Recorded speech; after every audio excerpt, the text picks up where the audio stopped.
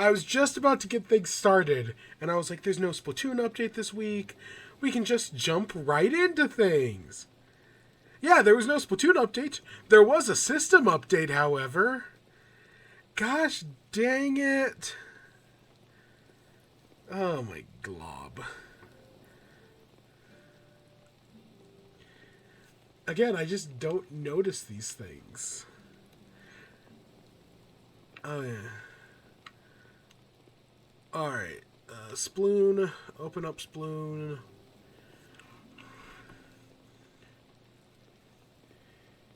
And once it takes a second to remember that the internet exists. That's what, it's not really an issue on Switch. Okay, well, it is right now.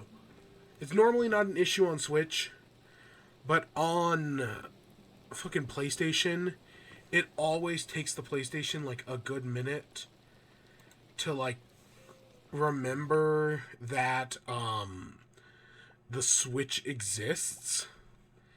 And oh my god, it kills me. Okay, good.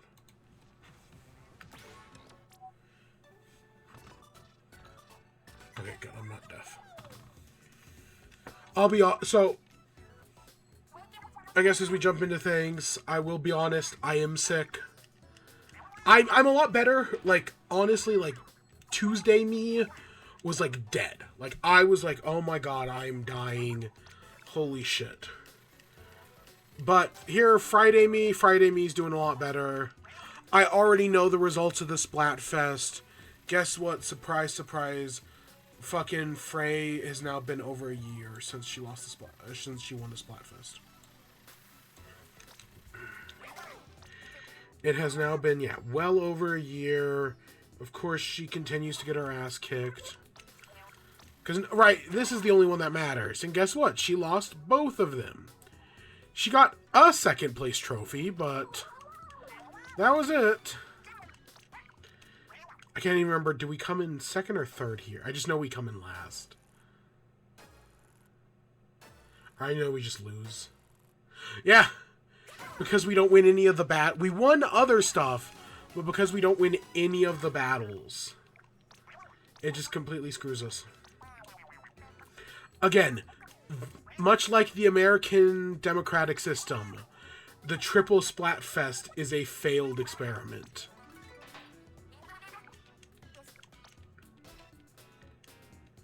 Alright, we got hop back and I do not like Bluefin. I'm done with Bluefin. All my homies hate Bluefin. And I don't want to deal with that. I have to sometime this weekend. But I don't want to tonight. Oh, I was going to add 2 things to the list before we got started. There's my salty sea snails. Okay. Vampire survivors. And then I gotta add 4th wing on here somewheres. Let's put it near the end with the other book. Is this the order I want to do things? Fuck it, this is the order I'm gonna do things. Was this the shirt we've been using? That seems right. That's close enough. Close enough. Oh my god.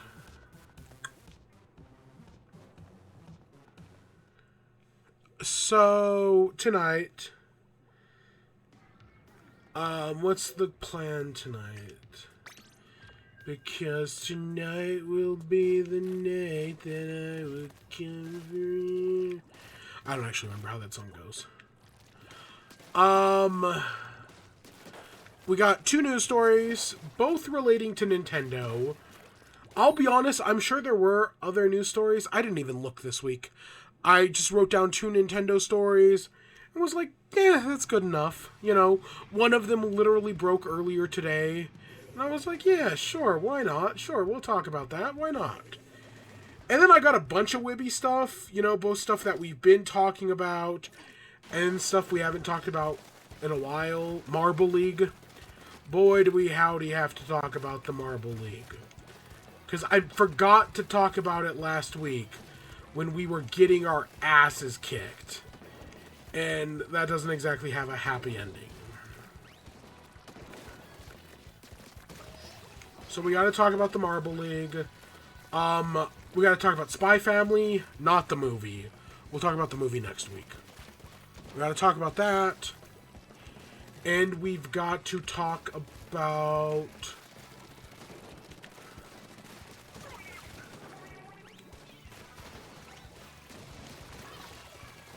We gotta talk about Spy Family, the show. And, oh, we have a book to talk about. We gotta talk about Deadendia.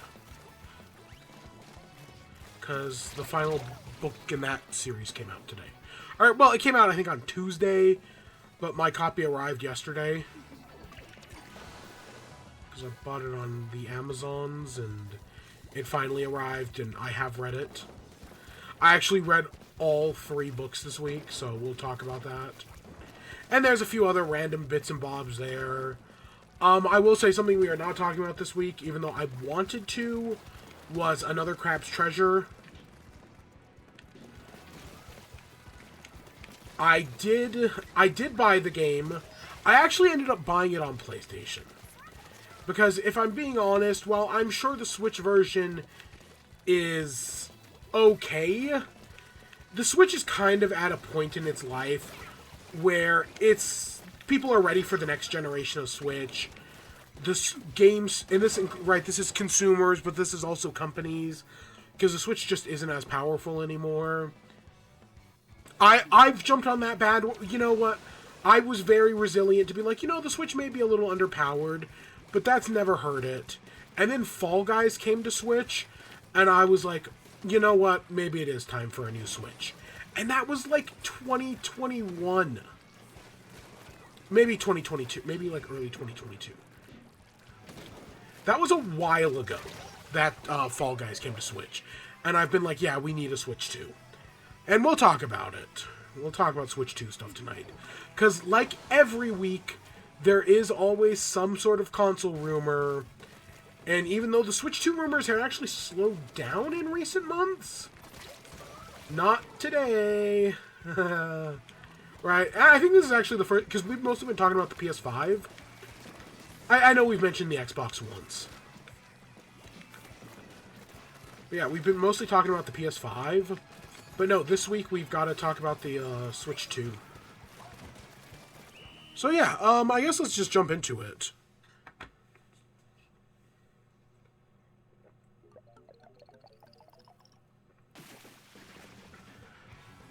So, a while ago, there were all these rumors about Samus Aran, right, from the hit video game series Metroid, coming to Fortnite. There was all this speculation. There was a Fortnite comic book that had a Samus Easter egg in it. There was like a hieroglyph in the background, and one of the hieroglyphs was the Varia suit. And people were like, oh yeah, is Samus coming to Fortnite? And out of all the, like, I understand, like, oh, put Mario in Fortnite, put Link in Fortnite. And, like, I think they would fit. But out of all Nintendo characters, Samus just kind of made the most sense, if I'm being honest. And it also seems like the one Nintendo would be most likely to lend out. Because Nintendo doesn't give a shit about Metroid. I know that's hard for some people to hear. Nintendo doesn't actually give a fuck about Metroid. Mainly because Metroid doesn't do that well in Japan.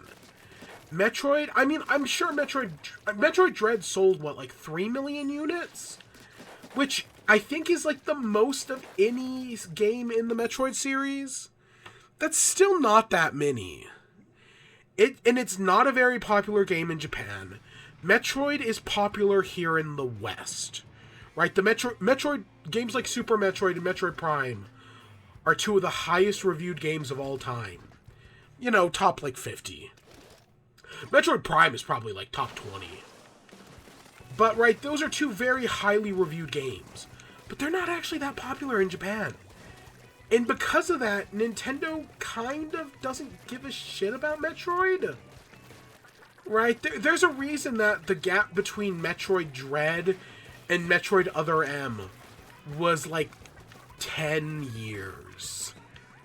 Because Nintendo just doesn't really care about the series.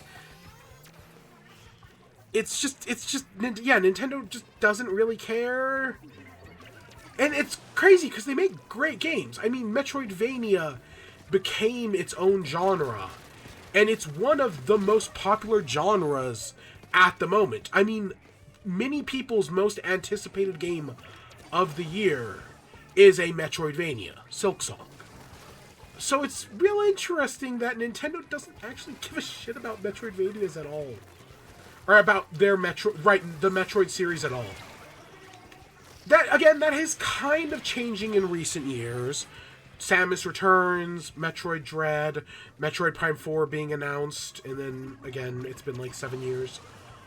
Still, right, things are changing, but still, out of all the series that could have gotten into Fortnite, right, like, and it makes sense, right, Metroid, I could see Nintendo saying, like, yeah, you can use Metroid, because they don't give a shit about Metroid.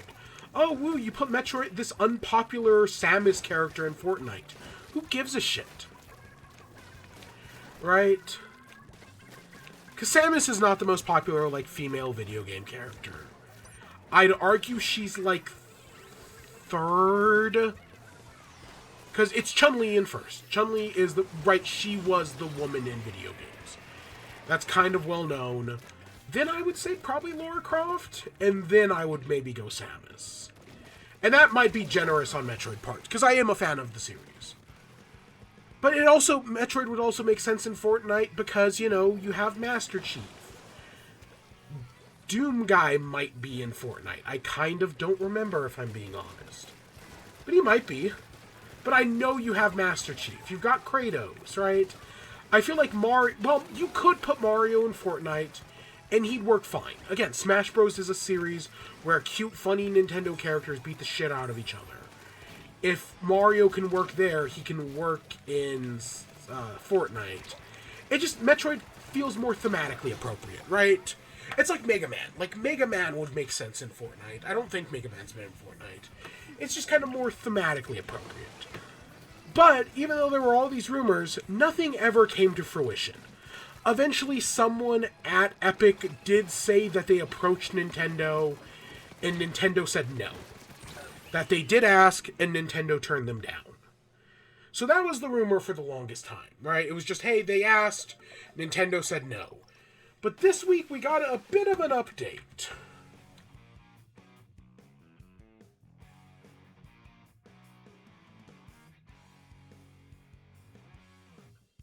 So it came out through Epic that Nintendo actually didn't just say no, right? They didn't just give a blanket no.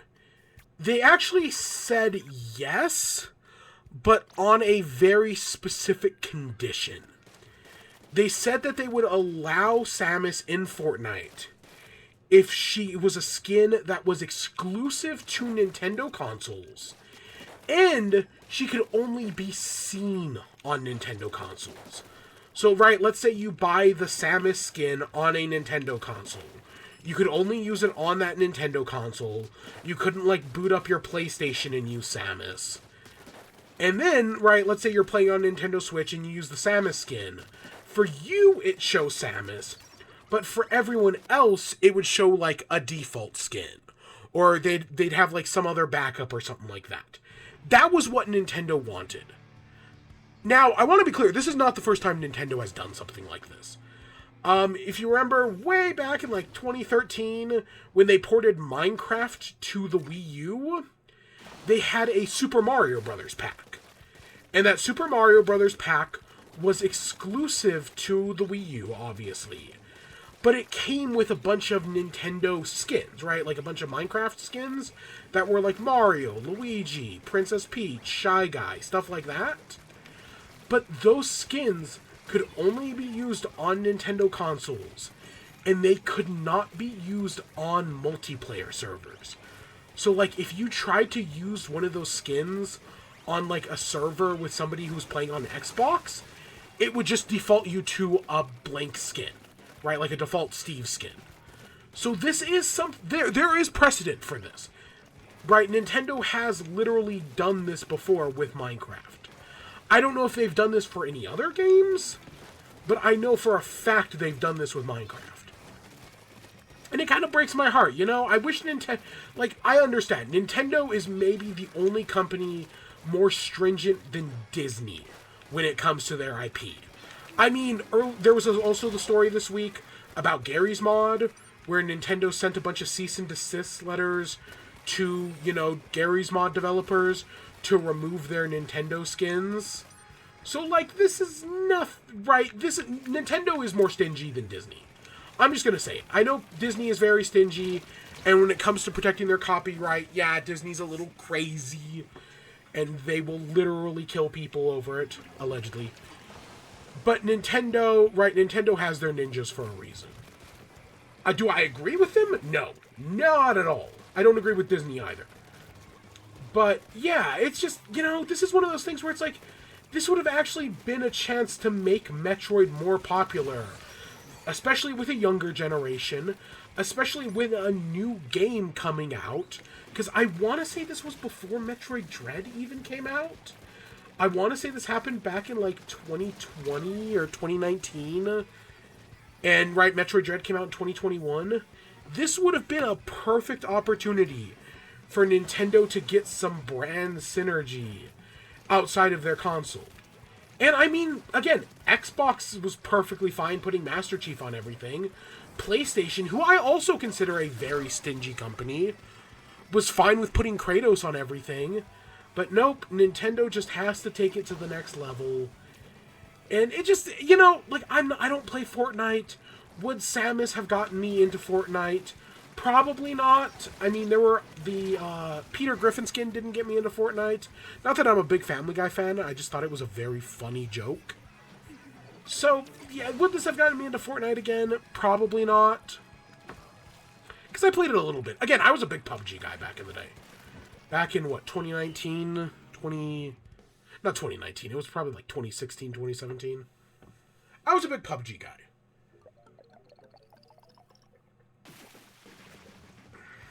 Yeah, would this have gotten me into Fortnite? No. I just think, you know, Nintendo, loosen up a little bit. Fucking have fun with these things. Again, Fortnite is kind of a monolith that nothing else can really compete with. And while, yes, you don't need Fortnite, and Fortnite doesn't need you, it'd be something cool for you, the fans, right? Especially with a character you don't give a shit about. Again, I know we're all excited for Metroid Prime 4. Nintendo doesn't give a shit about Metroid Prime 4. It'll come out when it comes out, and it might not ever come out, you know? Because Nintendo doesn't give a shit. The game's not popular in Japan. At least I'm assuming that's still the case. I mean, I want to say Sakurai has even gone on record and said that the only reason Ridley's in Smash Bros. Is because he's popular in the West. If it wasn't for Ridley's popularity in America, he would have never gotten into Smash Bros. I'm pretty sure... That's not a direct quote, obviously, but I'm pretty sure Sakurai said something along those lines. So yeah, you know, I'm sure Fortnite's big enough in Japan, but it's huge here in America. Yeah, just fucking do it. I mean, it's not like you're making your own Battle Royale game. I mean, I expected something from Splatoon, and that never came to fruition. I still think it might come to fruition next year. Well, again, I have my conspiracy theories, but we'll see. So that's our first Nintendo story. Our second Nintendo story comes about the Nintendo Switch 2.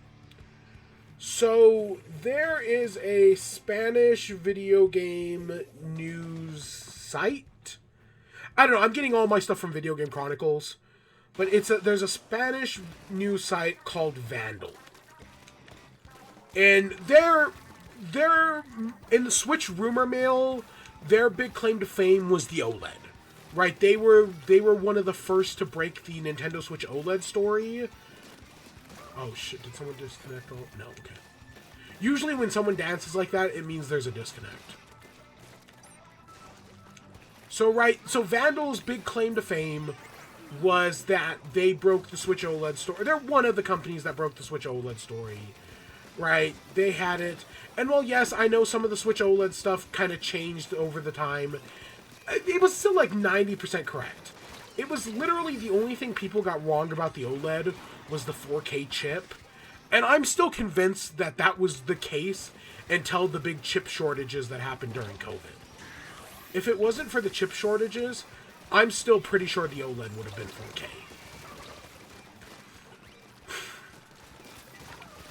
So yeah, so they've come out with a new story this week, specifically saying that, right, the new Switch, it's going to be larger than the old one. I want to say the thing right now is an 8-inch screen, which I think the Switch OLED is like a 7 something. It's not exactly 7, but it's 7 something. It's like 7.25, whereas the new screen is going to be 8 inches. So, you know, it's slightly bigger, and as a result of that, there are going to be new Joy-Cons. So Nintendo's, right, not reusing the same old Joy-Con design. I know there was a patent earlier this year that I want to say, didn't it have new Joy-Cons that used magnets or something like that? Because everyone's worried, oh, Joy-Con Drift 2, right? That's what people are concerned about. But I want to say there was a thing relatively recently about, like, Nintendo designing, like, a new analog stick that uses, like, magnets or something like that. That theoretically is drift-proof, right? That would make it impossible to drift with. So this might be part of that? I don't know. I remember hearing that somewheres. I don't know. It's one of those things where it's like the dual-screen Switch or the foldable Joy-Cons Nintendo was talking about it, right? That was another patent. Because Nintendo patents stuff all the time and then just never uses it. Again, famously, the Nintendo cell phone or the original design, what, you know, people speculate is the original design for the Switch, which had buttons built into the screen.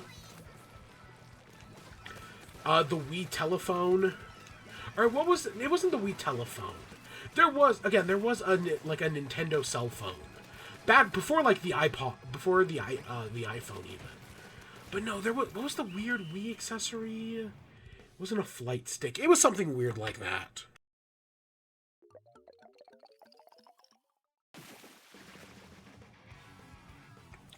Well, so supposedly, as part of this new Switch rumor, Joy-Cons are going to be bigger, but they're also going to be magnetic. Right? That instead of sliding them onto the system, they're instead going to be magnetized. And if I'm going to be honest, I don't hate that idea. Oh, yeah, I don't hate that idea. My Switch has a problem where the Joy-Cons kind of drift up. Not Joy-Con drift, but, like, you know how, like, you click them down and, right, they lock into place and register on the, like, the Switch, and you get, like, that little bar on the side? My Joy-Cons on my Switch are kind of loose. Like, yeah, they click into place, but depending on the angle you hold it at, they will unclick and get disconnected from the system. It usually doesn't happen all that often, but it has happened more than once. Specifically when I, like, turn on the system and I'm, like, pulling Joy-Cons out of the system, it'll be like, whoa, one Joy-Con's connected, the other one isn't.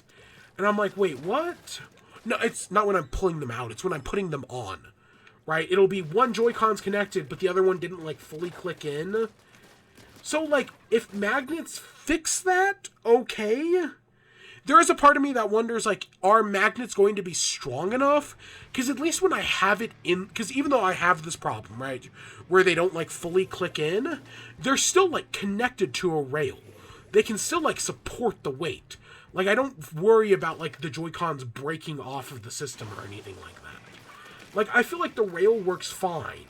But if they're going to use, like, magnets to lock it in, or magnets to, like, support it, I don't hate that idea, you know, if it works.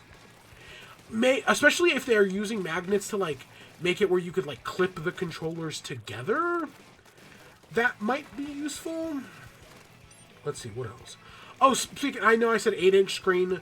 It's not an OLED screen.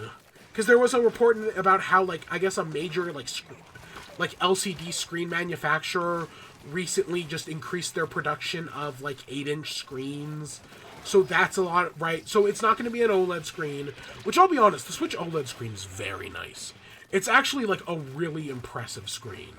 I'm kind of sad they're not doing it again, but I'm not like I know some people are like really beaten up over it. I'm not. It's just, it would have been nice. It would have been nice if they did like a normal and like a deluxe model, and the only difference is the OLED screen. And I would assume the OLED screen would be like another $50. And maybe the other difference is it has more storage. Like maybe the normal one has like 64 gigs of storage, and the OLED has like 128 or something like that. I don't know. I know the Switch normally has 32 gigs. But I know storage gets cheaper and cheaper every year. Right? Like, again, we're getting micro SD cards in terabytes now. And those are like $100 if that. Whereas before, even just like 5 years ago, 1 terabyte would have cost you like $50. Not $500, I mean. And it would not have been small. Yeah, storage gets better and better every year. So I'm not right. So the new Switch having 64 gigs would make sense. And then doing a Pro model that has 128 and an OLED screen for an extra $50. That'd be cool. They're not going to do that, but that'd be cool.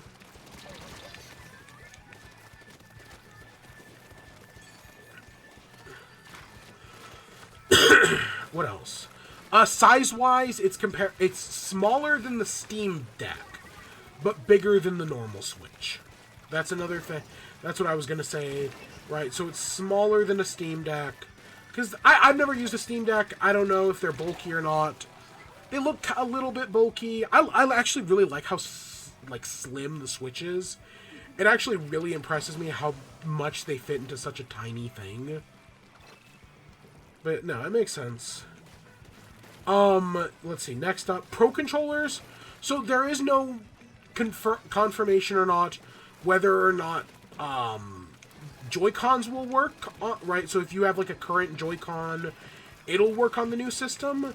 But according to these rumors, the Pro controllers will work, which makes sense. I mean, the Switch Pro controller is a really great controller. Like, the only controller that I can think of is better than it is the Elite 2, right? The Xbox Series X Elite 2 or whatever it's called.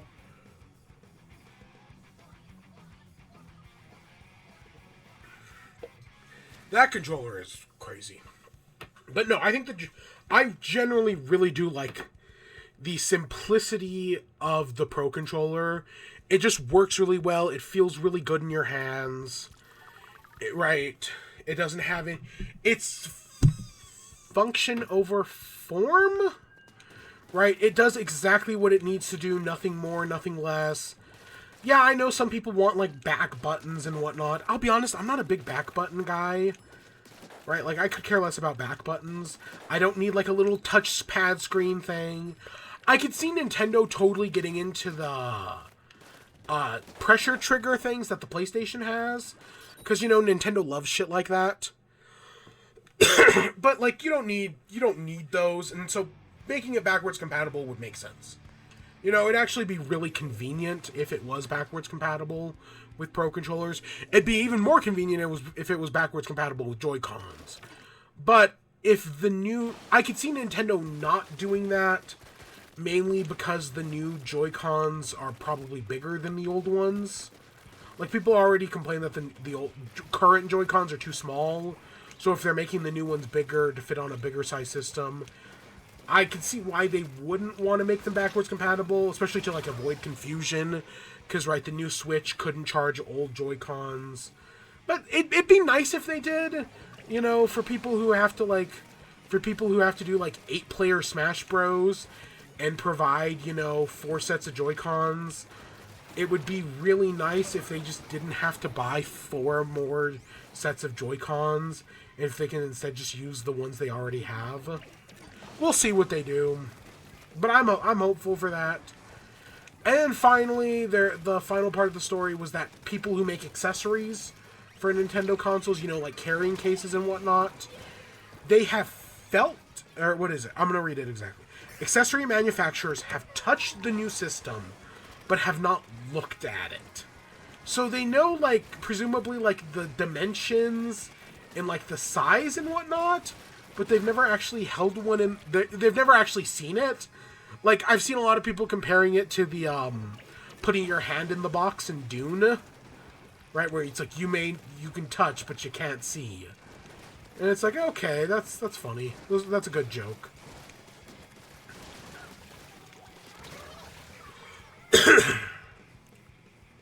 Yeah, so we got that, and yeah, you know, I don't. I'll be like I've said before, I did not buy a Switch carrying case until like 2020, maybe even later. It might have even been 2021. I had an old tablet case that you could use to carry around a tablet, and I just used that for the Switch because the Switch was actually smaller than the tablet I had, and that tablet was old. Like that, I don't think more of like an iPad Mini than than like an actual iPad. Like it was smaller. It was a small little thing. Fucking hated that tablet. It had like not burn in, but like you know how like when you look at a screen, if you don't look at it at the right angle, the like image gets all like messed up, like the colors shift bad. It has a name, the effect. I don't remember what the fuck it's called. Imagine that no matter what angle you looked at. Like that was just always on. It was fucking awful. But it got me through like a year of college, so what the fuck else can I do? Because I could not afford a computer at the time.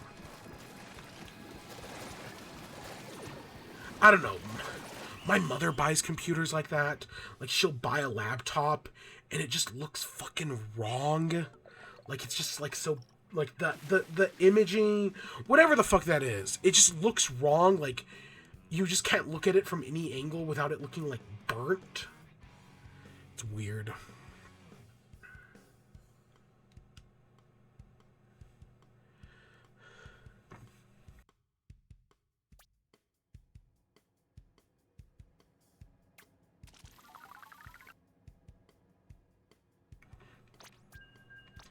I thought I went deaf there for a second. Actually, I'm gonna stop that. I'm gonna. So yeah, that's all I got to say about Magnet Joy Cons. You know what? When they happen, they happen. I'm sure it'll be fine. You know, I don't think Nintendo's gonna fuck this up.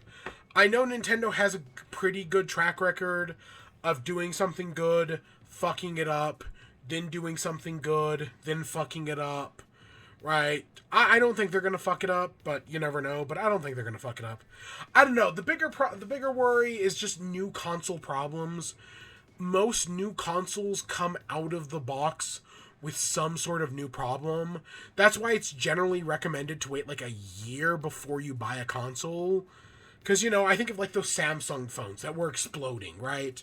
Shit like that right? Red Ring of Death is another famous one, right? Well, it was something crazy, like 50% of original Xbox 360s red ringed.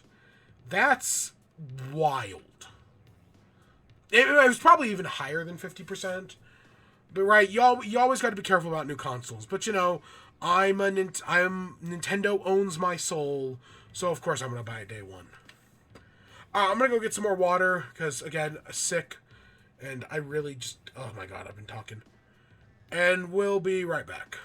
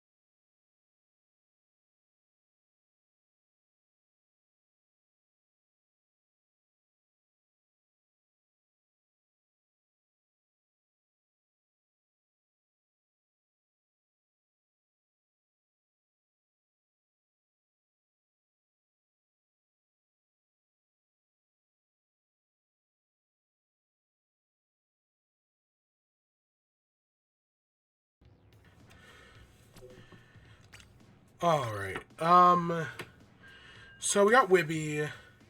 So we've got a lot of things to talk about. I don't really have a good order to talk about any of these things in. So we're going to talk about video games. We're going to talk about those first. We're going to talk about TV show stuff second. And I'm going to throw the Marble League in there. And then we're going to talk about books. I have no foodstuffs.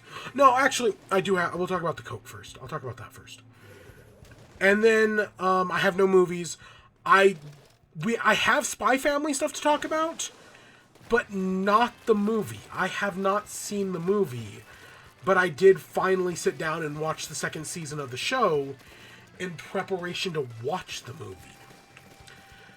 And I was going to see the movie today, but the only showing of the movie was at like 10:30 at night. And that's, that's usually when I do this show. But also, I don't want to get out of a movie at, like, fucking midnight. Right? Like it was crazy. I was like, why the fuck is your... Like, tomorrow's latest showing is at, like... I don't know, I want to say, like, 7 o'clock? I don't know why. And yesterday's showing was also around 7 o'clock. But for some reason, today on a Friday night, they're like, oh, let's do a 10 o'clock showing. So, like, fuck. And yes, I am watching it subbed. It's a story for another. We'll talk about it a little bit, but yeah. So let's start off with video games. So like I said at the top of the show, I have not played another Crab's Treasure. I downloaded it on PlayStation because again, the Switch is getting kind of old. And I checked out the developers did an AMA on Reddit on the Nintendo Switch subreddit. And I was curious, I was like, let's see what they're actually, like, what people are actually saying about the Switch port. And it's an okay port, but it's got problems, and and I know it's on Game Pass. I don't have Game Pass at the moment, and I'm like, I'm just gonna buy it on PlayStation, That's where, if I decide I like Soulsborns, whichever term we're using... Right, if I decide I like those types of games after I beat this one, my copy of Elden Ring is also on PlayStation. So, right there, they'll at least start me off with a similar... it'd be more similar than going from, like, PlayStation to Switch, or, Switch to PlayStation. So, yeah, I downloaded it. I just did not play it. Again, instead I read a book, which we'll talk about in a little bit. Games I did actually play... So there was that Indie Direct last week, and during that, right, there were a few games that I was like, oh, these look okay. But one of the ones that did interest me was a game called Stitch, which at the time I think I said, like, oh yeah, this will be a good podcast game. Because, it's about stitching, and it's like a puzzle game. Like, it reminded me of Sudoku. Sudoku is the one where you fill in the boxes, right? It reminded me of something like that, and I was like, oh, this will be a fun, simple, time-consuming puzzle game that I can play while listening to a podcast. Or an audiobook. In this case, it was audiobook because I was finishing Fourth Wing, which we'll talk about in a minute. But I was like, oh yeah, I'll download this and play it, and I'll listen to Fourth Wing, or Iron Flame. And so I did that, and I finished Iron Flame. I didn't do an insane amount of levels. Like, I just played I played the first, like, dozen or so. Because I did not I'll admit, I had, like, an hour left in the book. Like, I did not have much. So I was just like, yeah, we'll do this. We'll mess around with it. And yeah, I enjoyed it. I'll definitely go back and play more. It doesn't feel, like... I definitely feel with games that I'm like, oh yeah, this is, like, a good, like, relax podcast game. There's definitely an amount of time that I feel like I'm, like, wasting on it while I'm multitasking. And I feel like this is, like, a much better balance than something like Power Wash Simulator, where I just feel like I'm wasting so much time in Power Wash Simulator. Even though I think it's a good podcast game.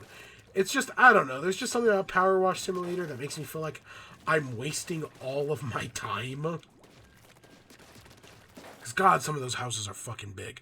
And they get big fast. Like, this game starts you off, you're working with these smaller little ones. You're doing, like, a fire truck. And a boat. And a bear. Right? They're a lot smaller. They can get really big. I haven't done one of, like, the extra large ones. But, yeah. But yeah, it works like a right. It works like a Sudoku thing where you're given like a bunch of boxes and some numbers, and you have to figure out which like the numbers are colored. So you have to figure out like, oh well, how can I fit these numbers and these colors into the right space, matching it up with either the rest of the stitch or with like within like certain like curved box configurations. Right, to make sure like everything, because you don't have to start or end at a number. Like a number could be in like if you have a square of 4, the number could be like the third box down, or it could be the first box, right? Or it could be a square of 4, right? You just kind of got to find a place where it fits. And sometimes you'll get like odd numbers, and it'll be like, oh, this just doesn't feel right because it looks like it wants me to put a box here, but but it has to be even, right? Like you can't do like a box of 4 and then like one little 5 hanging out. You always have to have like that. It has to be like perfectly rounded, right? Your 2x2s, your 3x3s. I don't think I've seen a 4x4. At least I don't think so. So yeah, it's interesting.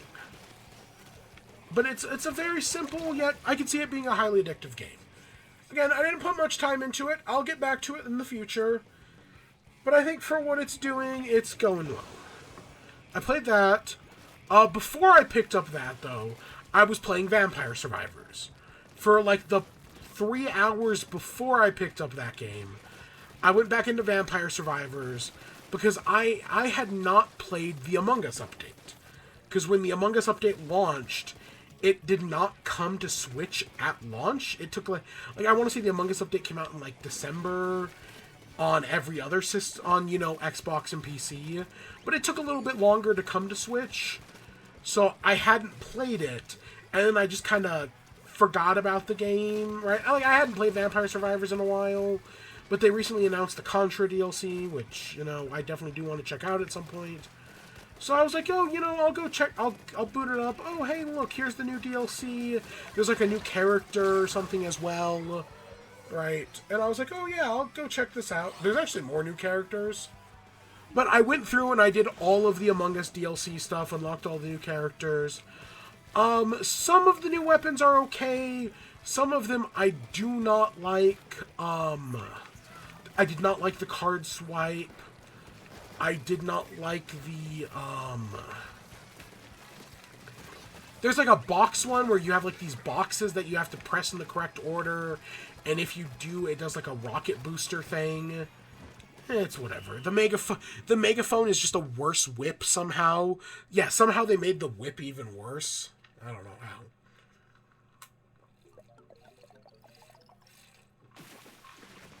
So yeah. But there are some weapons I really like. There's like an imposter's tongue that I think is really cool. That works really well. There's like a vent one that you can eventually upgrade into, I think it's like an eject button, or it's like a trash disposal or something like that. I want to say somehow you get like a trash disposal one. That eventually it like opens a giant portal on the left or the right side of the screen that like sucks enemies out into space. And it's crazy, and I'm like, oh, and I love it, right? It's so satisfying to just see, like, the hatches open, and, like, a bunch of enemies just get pulled towards it, and it does a bunch of damage. It's really good. Again, I don't remember, it's one of the upgrades. Like, I think the base form isn't that great, but the upgrade form is more than worth it. So, yeah, I got that. I don't know, I'm in Vampire Survivors, I feel like I just use the same weapons every time. Like, I always pick up garlic. I always pick up the crown, and there's like 2 weapons that use the crown. I always use one of those. I always use, the attract orb, or, not the attract, maybe it's the attract orb. I kind of gotten away from using the Bible. I used to use the Bible every time. But, no, I think I like the new Among Us weapons. Not the Millie Bobby Blue. What's the... 4 Seasons? 4 Seasons is a weapon I really like. I always forget. I was doing a run, and I completely forgot that Four Seasons needed 2 subs to upgrade.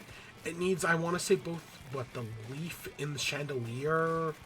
And I know the chandelier is 1, and I want to say, like, yeah, the leaf is the other, and I just completely forgot. So, like, I grabbed the chandelier, and was like, why is the Four Seasons not upgrading? Oh, wait, it needs another thing that, by that point, I couldn't get.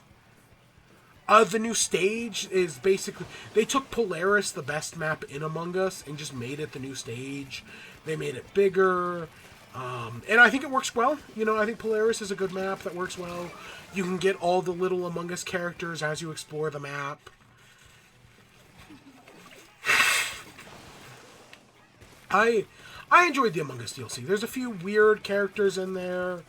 You know, you can get the horse, which I actually unlocked. It was like the 2nd or 3rd thing I unlocked. I don't remember how you do it, but I just know I did it. And it's got like a hat weapon, which I don't actually think is that great. I don't like those bouncing weapons, like the Kinder Egg or the wheel. I just do not care for those weapons. Cherry Bomb, is that another one? Sounds right. Yeah, no. I like upgrading weapons, man. There's something super satisfying about getting a weapon and upgrading it. And some of those non-upgradable weapons, it's just not fun. But yeah, most of the runs went really good. I want to say the only character I actually struggled with was the engineer, who, again, I think was like the card swipe. That just took me forever. The engineer took me forever. Because, I don't know, I was just getting bad runs, and I do not like that card swipe. I don't remember what the card swipe evolves into.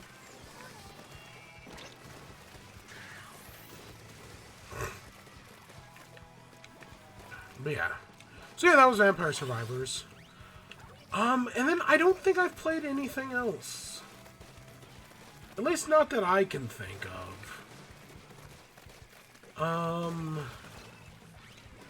Yeah, no, nothing that I can...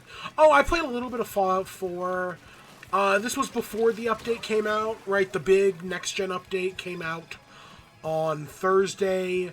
I have not played the games. I've been a little busy since then, so I haven't had time to play that either. But I played a little bit before. You know, I'm still having fun with it. You know, it's Fallout 4. Fallout 4 is good when you don't have a No Vegas player bitching in your ear telling you it's bad. I can't say the same thing about 76. 76 might be good now. It might still be garbage. I have no idea. But Fallout 4, it does have flaws. I'm not going to deny that. Everything Joseph Anderson says in his video is correct, like I say every week. But guess what? I still think it's fun. Like, fuck me, right? Wow, I think a fun game is fun. So yeah, I don't really have much to say about that. I just did it. I will check out the new stuff, or, you know, the new update eventually, but I just didn't have time this week. So let's talk about the Marble League. Marble League, so where we had left off last time I talked about it, like 3 weeks ago, I was sitting pretty good. I want to say we had just come in like 2nd overall. The week after that was pretty good for us. And coming into the halfway point, we were actually doing pretty good. At like race number 50, things were going pretty good for us. And then we got to the halfway point map. Right? We got to the map that was, I want to say at race 50, or around there. We got to the halfway point, and the halfway point map was, it was a map with no tracks. It was instead, it's a seemingly simple map. It's just 4 different color sections, right? Like a red, a blue, a yellow, and a green section. And you just go through each section. There's a bunch of different obstacles, but again, no traps, no fidget spinners, no bells, no hammers, no mini marble dump things. Super simple track. It destroyed us. As Team Galactic goes, we just got fucking crushed by that map. Specifically in the final section. The final section was like a red section, and there are just so many points where you can get like backed up into a corner, and every marble will come by and just push you back, and you can be trapped, you can easily get stuck.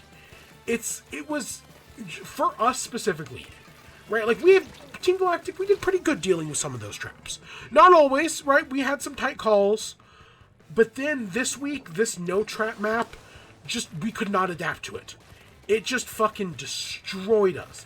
It basically took our biggest weakness and just amplified it. Which, it sucked. It absolutely sucked. And there was a point at around, it was race 50 to 57, or 50 to 56. There was a point at, I want to say like 53, where I was like, this is it. We're 4 races in. We scored like 10, 15 points. This is the end of us. And even though I want to say we did okay in the final race, right, race number 56 actually went pretty well for us. Even like gaining like 5th place, we were still like 10 points behind the Pinkies, which came, we were what, 18th? I want to say the Pinkies came in 17th. So that sucked. That absolutely sucked. It was an awful point for Team Galactic. Of course, Team Galact mid, we went out at the midpoint in the series. Of course, it is destiny. Run from it, deny it. It arrives all the same. But we at least made it halfway. We did better than the Green Ducks. What else can I say? And then it's also, so the person I know who's rooting for the Green Ducks, after the Green Ducks went out, they started rooting for the Pinkies. Because when the Green Ducks didn't qualify for the Marble Leagues this year, they instead became a Pinkies fan. Even though I keep telling them the bandwagon for our Rangers. They became a Pinkies fan. They were like, because, it's fun to root for somebody, right? The Green Ducks will always be the team in your heart, or in their heart. But, it's fun to root for somebody. So they started rooting for the Pinkies. And then, 2-3 weeks later, now the Pinkies are out of it. Fucking hilarious.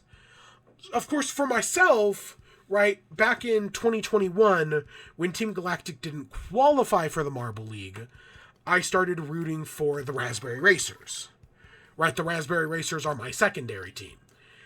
And where I admittedly have not seen the race for today. Fuck it, let's watch the race for today. Give me a second. I do not remember the last race I actually saw. Let me pull up YouTube. Oh, hey, the multiplayer map's just updated. Marble League. What was the last one I saw? I want to say... Did I see 60? Let's do 60 and then 61, shall we? Yeah. Let's do 60 and 61. I think that works. Yesterday was a harsh reminder for the Savage Speeders of what happens if you get on the wrong side of the other. Yeah, we're somewhere around here. So I'm rooting for the Raspberry Racers, of course. I have no... Last I checked, I want to say they were in, like, somewhere between 6 and 8. I don't honestly remember. They find themselves in the bottom 2 right now, along with the Jungle Jumpers, with a few races to go this week. I'm sure that's fine. Yeah, we're in 6th place. Okay, we're doing okay. Lead the way. Jungle Jumpers and Savage Speeders down there tied with 12 points apiece at the bottom, only 2 away from Team Momo. Here is that bell carousel. You can see the protective plexiglass put. Yeah, so protecting our spectators. Last week was awful, and when we streamed last week, I meant to talk about it. I meant to talk about how, like, bad we were doing, and how I knew we were going out last week, and then I just forgot. Once again, Limers are last to enter Now that I'm actively watching the Raspberry Racers, it's funny because our little icon is like a very bright, like magenta purplish. And then actually looking at our marble, like half of our marble is that, and then the other half is like a lot darker. We're a lot, yeah, the Raspberry Racers are a lot darker. I think it's Resi here. It's a lot darker than I thought they were going to be. But come on! Come on! Is going to get caught this time. Go, Raspberry Racers! Back and forth. There were some solid impacts. 3 teams are still stuck back there. I have no idea where we are. Haven't heard any repeated dinging. We have got our first finisher, so it looks like everybody is clear of the Bell Carousel. But what? Okay, we're not doing well. Time loss. I think that's us right there coming up. Yeah, that is. Ghost Marble making up several spots. Come on! Oh my God! There come the Limers. We were what, second to last? Ooh, and the Menti Maniacs got stuck. So the person I knew who was rooting for the Pinkies is now they went from Green Ducks to Pinkies, and now they're rooting for Menti Maniacs. That's funny. That's fucking funny. That they now DNF. I know you can't see behind me. See how I'm doing. Okay, we're currently at 7th. That's not bad. You know, one good race moves us up. So that's after race 4. Now it is 0. 61 over here. Amazing helped Anthony through night classes. Amazing starts at CSL oh God, Plasmad. Really? Come on. Come on.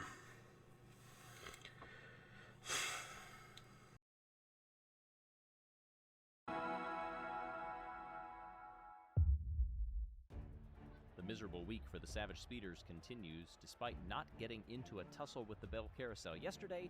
They still find themselves in the bottom 2 with 3 races to go before elimination. Hey everybody, I'm Greg Woods. Well, if there's ever a team with the experience to get out of the bottom 2 just in the nick of time, it may be the Savage Speeders. Up front, we've got a great battle going for the winners of this week. Who is in the lead overall after these 7 races?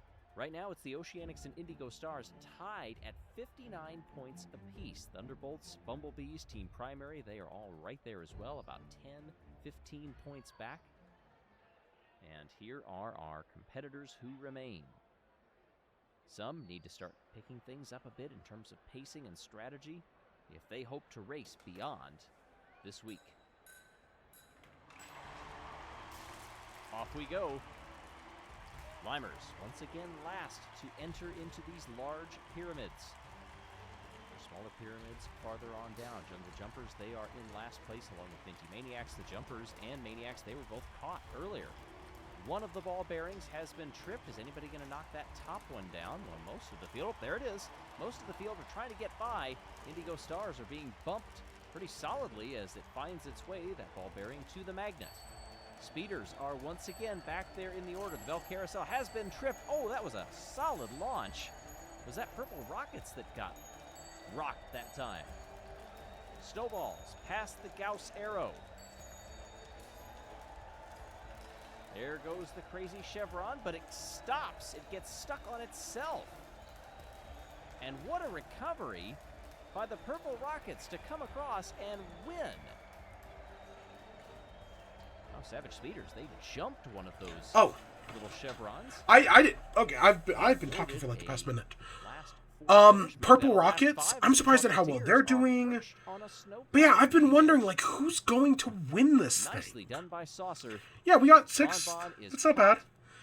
Yeah, who's going to win the marble? Who's going to win this thing? Right? Again, I don't expect Purple Rockets to win it.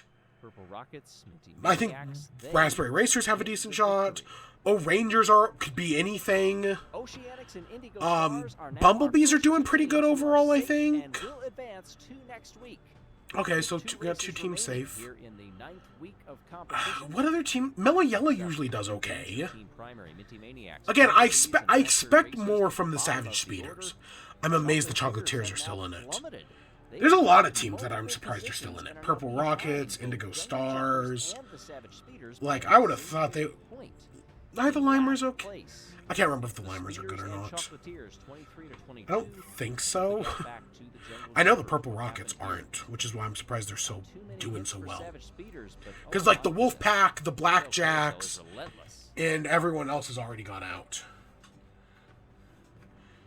So, yeah, like, we've got a bunch of other teams that are just gone. Which is why it kind of blows my mind that they're still in it.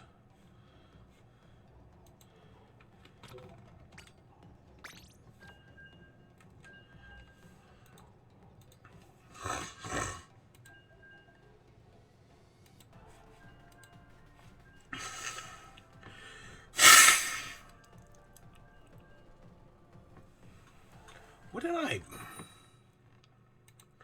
I broke something with my audio, and I have no idea how to fix it. I have no idea.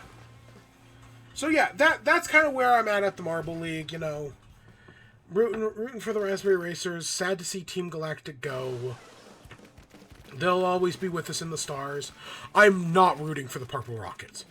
I think, right, when it comes to the space teams, I believe in the one true space team that is Team Galactic. And the two other space teams are just false prophets and liars. Right? Purple Rockets and the Solar Flares are both just liars. I'm okay with Team Plasma, you know. Pokemon Bros, you know. I'm okay with them. But, yeah, no, I do not care for the Purple Rockets or the Solar Flares. They can fuck right off for all I'm concerned. We're the one true space team. I mean, what have either of them ever done? I mean, Solar Flares have... I don't even know if Solar Flares have a single medal to their name. And Purple Rockets have only been in what? I know Purple Rockets were, what, Hublino League or something like that before. I have no idea how they did in Hublino or whatever they were before. But I know since they were brought back last year, they haven't been doing great. And again, Solar Flares, they were the newest team for a while. And unlike the Green Ducks, they have done nothing but disappoint. They have done nothing but be awful.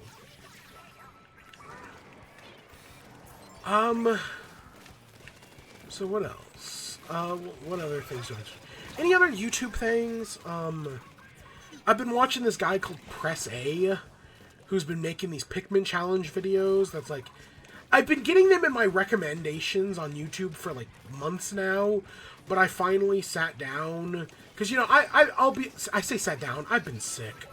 And while I slept for like 16 hours on like Tuesday... The little bit I was awake, I was just like, God, I need to watch something. And I watched Bluey. But the other time, I watched a little bit of these Pikmin challenge videos that Press A and I want to say the other YouTuber was the Backlogs did. Both entertaining. You know, if you like Pikmin stuff and you're looking for like a fun little time about like Pikmin challenges, you know, they're pretty entertaining. I'd recommend them. Yeah, Press A did some good stuff. Glad they're getting more popularity. Because, yeah, they've gone from, like 1,000 subscribers, like, where I'm at, to, like, 30,000 in, like, just, like, 6 months. Really good on them. Good on them. They're making some good stuff. I should do a Pikmin challenge one. I really kind of do want to now, but I don't know what I'd do.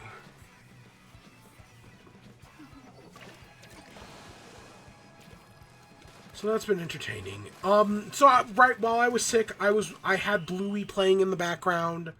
Because, you know, it used to be when I got sick, way back when I was in, like, high school, in middle school, I used to play Animal Crossing. Right? I'd boot up Animal Crossing, Wild World, City Folk, New Leaf, and I would play that. That was, like, the game I played when I was sick. Because, you know, it's your cozy little comfort game. But I don't have, right? I played Animal Crossing every day for 2 years. I kind of never want to touch the game again. And to be fair, I haven't. Like, you know, I know I've said this before. After finishing Season 1, the first 365 days, it was really, I could not quit. I just kept going. I wasn't streaming it anymore, and I wasn't struggling to find things to do to rack up, an hour stream. And it was better. But, I couldn't quit. But after we did that second 365 days, I could not quit the game fast enough. I was fucking done. And I've booted up the game once since then. No, that's a lie. I booted it up twice. Both times to do, to get, these guys. Right, these came from the one of the 2 times I booted up Animal Crossing. The other time, I think it was for a Halloween video.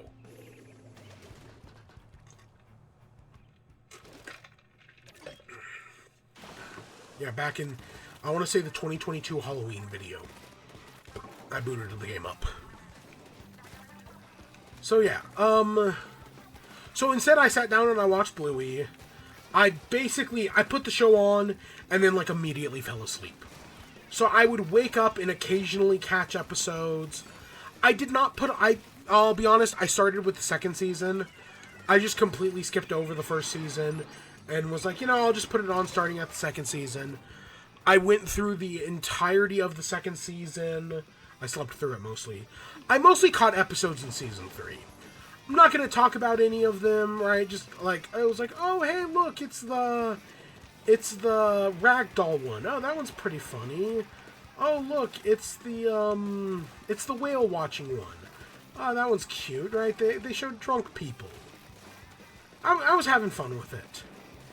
And then I get to the end, Fairy Tale, another great one, where I was oh, Fairy Tale. I want to say it was Fairy Tale's right after Ragdoll, or they're 2 apart. And I remember being oh god, I'm tired. But I kind of want to see Fairy Tale again. So I stayed up, so I forced myself to stay awake long enough to watch Fairy Tale. And then I immediately passed out again.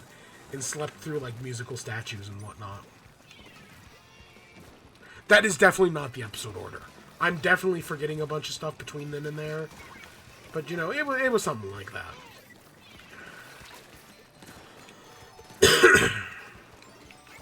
But last week we talked about The Sign, which looked like it was the Bluey season finale, series finale, ? Again, it looks like the show's not done forever. They're just taking an extended break. Which, that's fine. But, of course, it was oh, the show's taking an extended break. And then you open up Disney Plus this week, and it's hey, guess what? There's a new episode. The surprise. Because, you might as well round it out at a nice even 50. It's kind of how it just, I know Mario Kart, right, 96 tracks, it's all pretty even. But wouldn't it have been cool if they rounded it out with a nice even 100? Wouldn't that have been cool to say your game had 100 tracks? Right, but, a nice even 50, sure. So the surprise is, there's the meta joke that, hey, surprise, there's another episode. I don't think there's going to be another. I think it'd be weird if there was. But, I found out about this episode on TikTok. Because not the big ending twist, but what happened at the end, the first thing you see at the end was spoiled for me on TikTok. But, then the next day I watched the episode.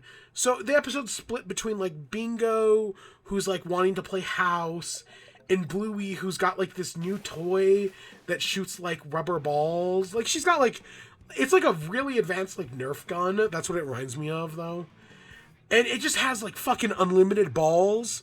So Bandit's trying to, run away while trying to get Bingo's baby to fall asleep.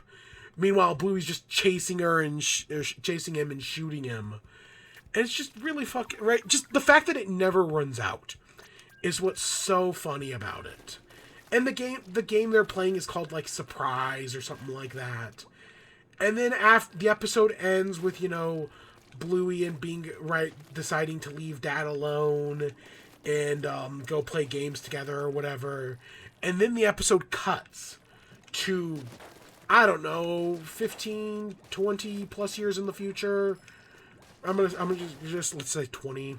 where you find out, right, where Bluey's coming back home, visiting the parents. They make the joke like, can you believe Dad almost sold the house? Will I never live that down? And then they head out back to go see Bingo. And then the dad, like, there's a ringing at the doorbell. He answers it. And then, like, earlier in the episode, Bluey's child is hiding around the corner. And it's like, oh, that's really cute. You know, I love when Bluey does the fast-forwarding stuff. Right? Of course, most famously, there's the John Luke episode. But there's also that one episode with Bingo's friend. Where it's like, oh, yeah, you know, we've been friends since preschool. Since before kindy. And now, you know, we're graduating high school together. I love when Bluey does that fast-forward stuff. When I saw the original clip on TikTok, and I'll be honest, I only watched like a second of it. Because the second I realized, like, oh wait, this is a new episode. I, like, immediately scrolled away. But I thought that the whole surprise bit of the surprise episode was going to be that it's them as adults 20 years later. Right? Like, I thought that was going to be the entire episode. It's, like, the last, like, 30 seconds. But, yeah, no, it's really cute. You know, I love when the show does stuff like that. And, you know, The Simpsons a long time ago, The Simpsons used to be good at doing this stuff as well. Right? Be that Lisa's wedding in Season 6, or Bart becoming a Supreme Court justice in Season 4. This, again, I gotta compare Bluey to The Simpsons, because it's the only show that's as good as it. At least within its genre house.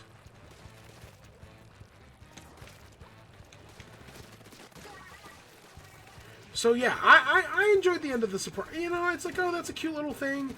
I think doing one last... Like, I think of all those, like, Sherlock conspiracy theorists who are always like, oh, one day we're going to get the secret good fourth Sherlock episode that makes the show good now. You know, secret fourth Sherlock episode.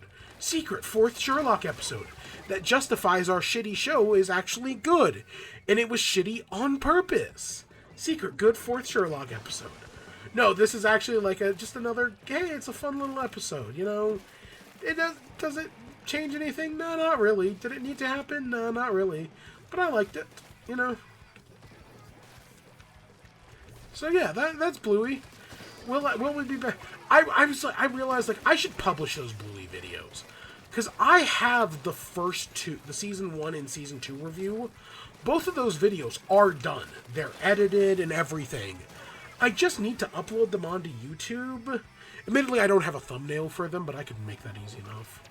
Or maybe I might have a thumbnail for the first one, but not the second one. I kind of don't remember. But, like, those are done. Those are edited.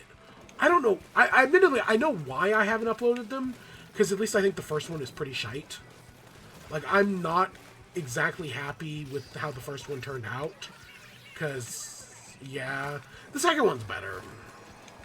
And then, of course, for Season 3, talks about Season 3 are split up over the span of, like, a year. So I gotta figure out, like, oh, well, here's where we talked about, like, musical statues. Here's where we talked about, you know, fucking The Sign. Here's where we talked about the Mud episode. And sometimes that's a pain in the ass to find. But I'll do it at some point, maybe. So yeah. The only other show I watched was Spy Family. So the Spy Family movie came out last week, and I had not seen the second season. Well, okay, I'd seen the first, like, 3 episodes. And I don't know if we talked about it at the time. I had not been enjoying the second season.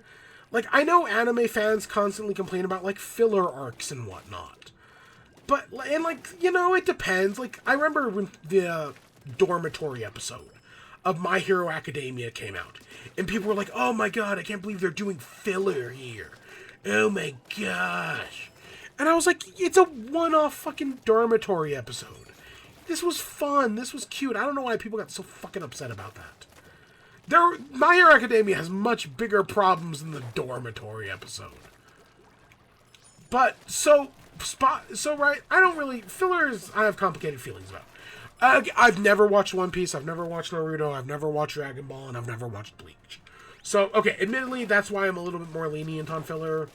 Because I think it has its purpose. I mean, I was a Steven Universe fan. It has its purpose, but yeah, sometimes... And this is one of those, like... This season of Spy X Family, Season 2, it's only 12 episodes, right, compared to the first season's 24. And I'll be honest, I was not enjoying it. The first, like, 4 or 5 episodes of this season just kind of suck. Like, oh, you get an episode with the dog, where, you know, you see what a day in the life of the dog is like. And, oh, isn't that so much fun? Oh, hey, you know that kid who hates Anya, but secretly loves her? What if we spend a day with him and his 2 annoying-ass friends as they go on a camping trip? Doesn't that sound like so much fun? Oh, my gosh. And I was like, oh, this is... Oh, brother, come on. The only one I did like, of the first, like, 5 episodes, was the first one, which is... Oh, there was also one with Yuri, right? Yor's brother, that I also did not give a shit about. But the season premiere, which is Yor getting shot in the butt, and her, right, she's unable to sit down, she's in constant pain, but she can't tell Lloyd about it. So Lloyd's like, oh, you're mad at me. Oh my god, are you going to want to end this thing? I can't have us get a divorce or else that'll ruin Operation Strix. So they go on like a date, and that was fun. I liked that one. I guess my point is I do not give a shit about the supporting cast of this show. I like the main, right, Lloyd, Anya, and Yor, I like. Every other character, I could care less about. The dog's okay. The dog's okay, but I didn't care for the dog episode. The brother's annoying. Fiona, I think, is less annoying.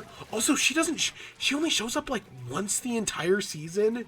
She shows up in, like, episode 11 and then never again. She's less annoying, but, you know, I don't know, I think I find Fiona less annoying because the tennis episodes were really good. Like, I really enjoyed those tennis episodes.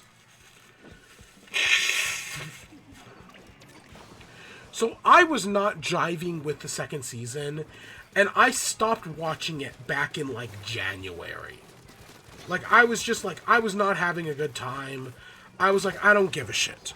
But the movie came out, so I was like, okay, I guess I gotta go back and catch up on the second season. I know you could probably watch the movie without seeing the second season, because there's like a 90% chance that the movie isn't even canon, because it's an anime movie. Most anime movies aren't canon.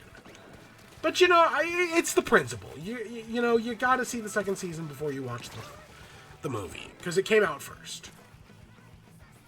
So I was like, you know, I'm going to finish it. And I'll be honest, once you get back into it, what, episode, like... Again, it's like 5 or 6, starts, like, the yacht arc, where they go on the boat. And it's so much better. Because one of my problems with the first season of the show is that, you know, you're spending a lot of time with Lloyd, you're learning about Operation Strix, you get to see him do a bunch of different spy missions, right? He's constantly being pulled away from the family to go, like, undercover and do spy missions and whatnot. But you don't really see much of Yor, right? Like, she's an assassin working for this secret, like, shadow government.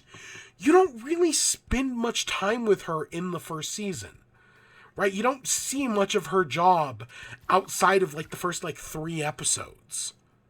You see more of her fake job at City Hall than you do her assassin job. So I was really glad that the entire boat arc, which it's the cruise, I don't know if it's called like the cruise arc. I'm sure it has a name. Let's call it the cruise arc. Cruise arc sounds better than boat arc. The cruise arc focuses almost primarily on her. Yes, Lloyd and Anya are there, but they don't really they do exactly what they needed to. Right? They play small little support roles for Yor that, you know, help her out without being like a major deal, so that way, you know, nobody's suspicious of anybody else's cover. Right? Like, Anya pretends that Yor's a circus performer when she has to fight a guy out in public. Lloyd defuses the bombs that one of these assassins planted. Anya finds her stabby thing and, like, secretly gets it back to her. Right? Like, they do little minor things, but primarily, it's been 6 episodes on this cruise ship, which is a lot more than I was expecting. I was not expecting 6 cruise ship episodes. But yeah, they spend 6, most of this, again, it's like half the season on the cruise ship. And I really enjoyed it. I definitely think that once the season got to the cruise ship, I was enjoying it a lot more. It's like, finally, stuff is happening, and it's interesting, right? You see she's not out to assassinate someone.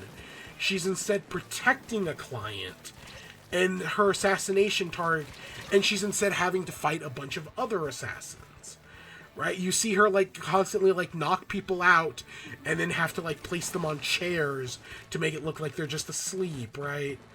And then, of course, you do eventually get the big action set piece in, like, episode, like, 5, which almost the entire episode is just a fight scene of her beating up all these assassins, and then she comes across this one guy with a katana who finally, like, challenges her, and this entire time she's, like, got this internal struggle of, like, you know what, maybe this will be my final mission. Like, the only reason I started doing assassin work was to, you know, support my brother. And now I don't really need to support him anymore. Is there even a reason for me to do this?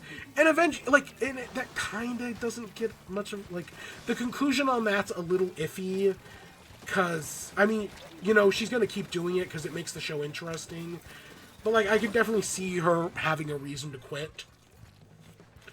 But yeah, no, once you get to the boat stuff, it actually gets really good. It just takes fucking forever to get to. So yeah, I guess, I mean, enjoying out of the 12 episodes, I would say, I guess I enjoyed 7 of them. That's more than half, so it's doing something right. I enjoyed the first season a lot more, right? I think the first season's a lot more enjoyable. It's got a lot more fun, interesting episodes with, you know, crazy concepts and whatnot. Because, I'll be honest, the boat arc is very serious. Like, in comparison to, like, some of the shit that happens in the first season, right? Like, Lloyd goes on some crazy missions that have, like, this weird cast of wacky characters. Yours mission here is, like, very serious, and, right, they revolve around, like, what she wants to do with her life, her role as a mother, her role as a wife, her role, right, because the person she's protecting is a mother with a child, and, like, that plays a big factor into everything. So yeah, it was really interesting. I definitely liked the boat arc. And then the season ends with it ends with, like, a Bond episode, another dog episode. Admittedly, the second dog episode is better than the first one. The first dog episode was them, like, breaking into, like, a lab to steal some shit. The second dog episode is about right, Lloyd's trying to train the dog to, like, attack and protect and whatnot. Meanwhile, the dog's, like, trying to use its future vision to impress Lloyd, but keep screwing up. But, you know, they go save a puppy from a fire. They catch the arsonist. It ends on a happy note. The second dog episode is better than the first. So, yeah.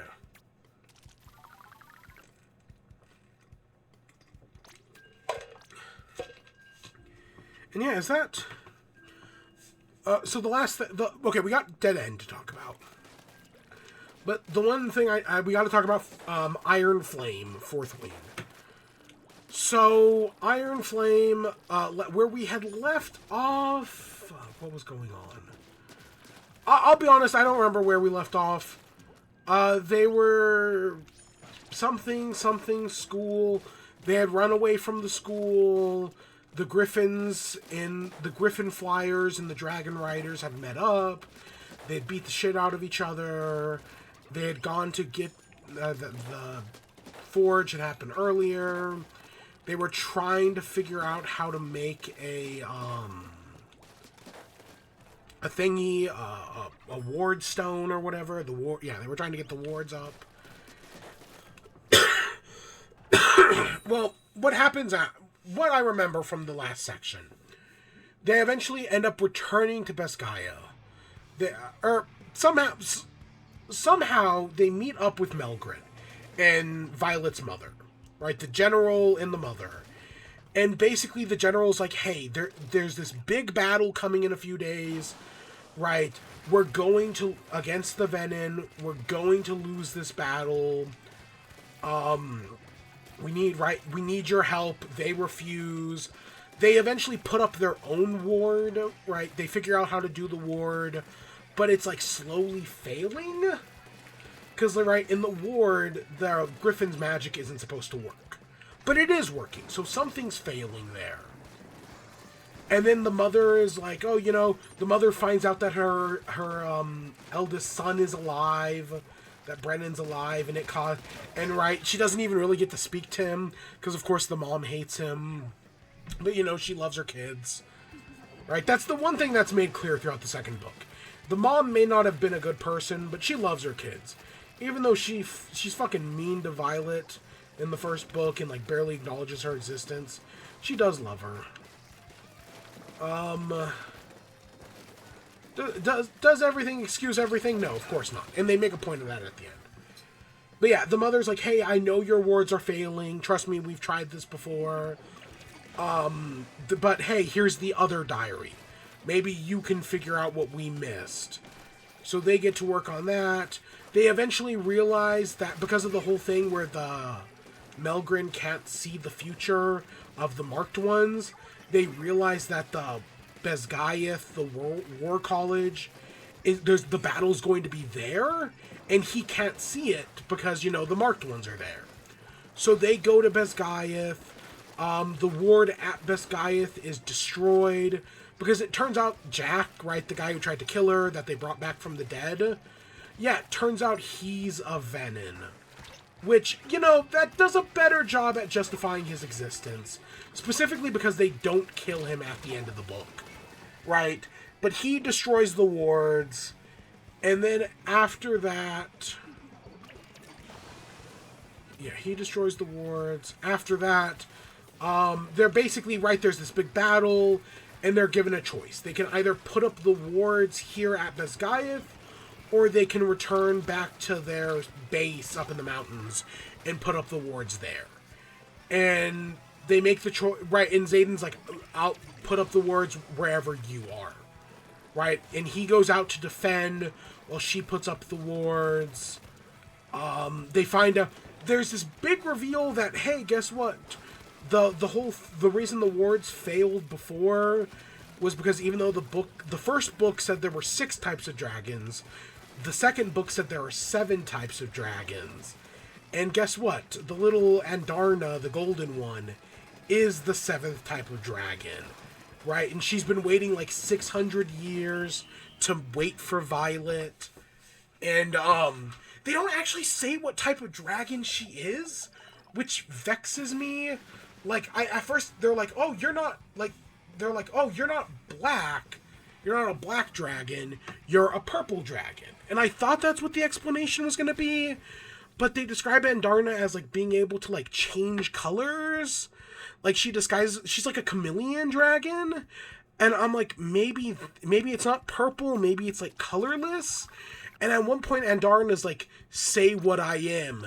And then she just doesn't say. Like, she says, like, oh, Andarna's like, say what I am. And Violet's like, you're the 7th type of dragon. But she doesn't say what the 7th type of dragon is. Or maybe she does and I just missed it, but I don't think I did. But yeah, she's like a colorless chameleon thing. So yeah, we got that. They put up the ward, but they need to, like, charge the ward stone to do it. And in order, right, Violet tries charging the ward stone, but it's, like, stealing all of her energy. She considers tapping into the earth, which is what the Venom do that, like, makes them evil, right? They tap into the earth to get magic from the earth, but it costs them their souls. And she, like, considers doing it, but doesn't. And then her mother comes in, and instead the mother sacrifices herself. Because that was, like, there was a point, I don't know, maybe it was the halfway point of the book, where I was like, oh, the mom's going to die. right? Like, she says something at, like, the halfway point when Violet, like, leaves, where I'm like, okay, you're dead. You're going to die by the end of this book. And I was expecting her to die fighting the Venom, but no, she doesn't. Instead, they get, like, Liam's sister, like, transfers the energy from the mother into the Ward Stone, killing her. And then the different types of dragons charge the Ward Stone, and they've successfully created a new ward. And then they go out, and Violet goes to find goes to find Xaden, and when she goes out, it's like, oh my gosh, something's wrong with him. He's hurt, right? Solus, or his dragon, Sigale, isn't talking to him. And it's like, oh my gosh, what's wrong with him? And then it's, hey, surprise, surprise, twist ending, he's actually a Venom. Or not, he's not actually a Venom. He, where she had the choice to tap into the earth to take its power and she chooses not to, basically, Xaden had the exact same choice, but he took it. He took the choice, and now his, like, eyes are, like, red-rimmed and bloodshot. And the book ends with Xaden going to Jack and being like, how do I get rid of this? How do I give up this power? How do I stop myself from being a Venom? And Jack's just like, no, you can't do it. Once it starts, it can't stop. And it's like, oh my god. Oh, and then also we find out that Jack has a second signet. Because, so in this world, the power to read minds is illegal. Right? Like, anyone who has a mind-reading power, unless it's very specific, like Dane's. Dane gets a redemption. I think Dane's redemption arc is okay. Right? I still don't want him as a love interest. Like, I'm fucking done with... No. If they're gonna... Now that Xaden's potentially gonna be a villain, I don't want Xaden... Or I don't want Dane to become a love interest again. This ain't fucking Gale or PETA, man. This ain't fucking... imprinting on your daughter sort of bullshit. I'm done with Dane. I don't need him as a love interest. But, yeah, they make up. It's fine. And then,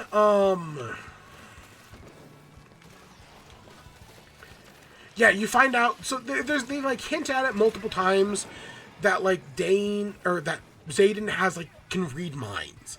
And they mention that, hey, if you have a dragon that one of your previous family members had, like, if, like, oh, your grandfather had this dragon, and you now have the dragon, there's a chance that you'll become the double major, and you'll get 2 powers. And of course, Xaden is the double major, and his second power is mind reading. Or it's not mind reading, it's more like emotion, feeling reading kind of thing. Like, it's not exactly a 1-to-1 mind reading sort of thing. And Violet, like, freaks out, like, oh my gosh, have you been reading my mind this whole time? Blah, blah, blah. This is an illegal power, right? I could get you killed. And I'm like, you fucking bitch. You do realize that the only reason mind reading is illegal is because the government is literally trying to hide state secrets. And you can't have a mind reader because then they would find out all the state secrets. The only reason you're freaking out about this is because of propaganda. I know there's that element of, like, reading people's minds without consent, right? That was one of the big problems with Dane, is that he read her mind without consent. But, like, there is this element of, like, the only reason you're freaking out about this, and the only reason it's illegal, is because of government propaganda, right? You're so into the sauce, right? You've drank in so much of the Kool-Aid that you don't even realize that. And, of course, they never address that. But, yeah, the book is fine. It's fucking popcorn. Is it actually good? No, but do I enjoy it? Oh, hell yeah. I saw a TikTok the other day where it was someone reading A Court of Thorn and Roses, or Akator, right? Whatever Sarah J. Maas book. Sarah J. Maas. Whatever. It was that. And they were like, this is the worst book I have ever read. This book is awful, but gosh dang it, I had so much fun with it. It's like a 4 out of 10. But, oh, I loved it so much. I would read it again and again. And I guess that's kind of how I feel about Fourth Wing. Right? Like, I fucking like dragons, man. It's fun. I like the war college stuff. I think that's interesting. And yes, and it is nice in the second book being vindicated that, yeah, these people are a little crazy. That them not giving a shit about death actually makes them weirdos. And, like, other characters in universe realizing that. That's, like, nice vindication. Yeah, you know, it's fucking popcorn, but goddammit, I'm enjoying it. Is this the opposite side of the coin of, like, the reason why I like the Godzilla x Kong movies? Maybe?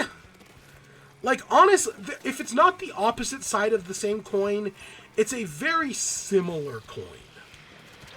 Like, right, like, this is, right, like, me liking the Godzilla movies is like a silver dollar, and this is a gold dollar, right? Like, they're very similar coins. Because they're fucking, it's fun dragon romance story. Yes, could it be better if it was going, like, full hard fantasy? Probably, but the author's a romance author, right? She wanted to write a romance story, and she put dragons because dragons are cool. And she set it in a military college because she was a military brat, right? Like, it makes sense. I see the obvious evolution, right? I think of, so, love or hate Sword Art Online.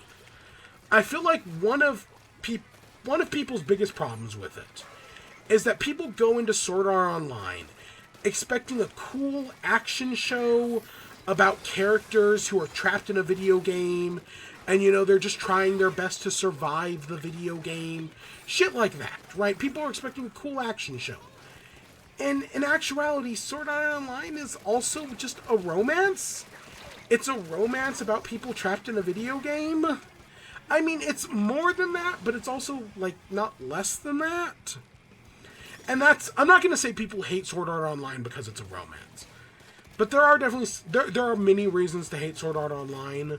But that is definitely, people feel lied to. That they were expecting awesome video game action thing. Right, they were expecting video game action boy who is good at video game action. And when they didn't get that, they were disappointed. Right, but to be fair, when I went into Sword Art Online, I didn't know what to expect, you know? People trapped in video game. When it devolved into a romance story, I was like, okay, they're going with, like, the more human element of things. Okay, I'm fine with that, right? They're doing, like, hey, like, you have those people who like cat work, right? That are, like, too old to be action heroes. So they become, like, teachers. You have all the little kids who have to go to, like, school. Right? Like, you see that human element in Sword Art Online.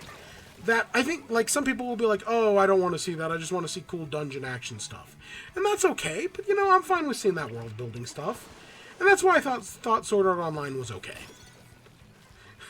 To make a long story short, I think Sword Art Online is okay. 5 out of 10. I did not hate it. But yeah, no, Fourth Wing is fine. I don't know. The next book comes out. I don't know. Based on how this one ends, if I had to guess, I would say there's one more book.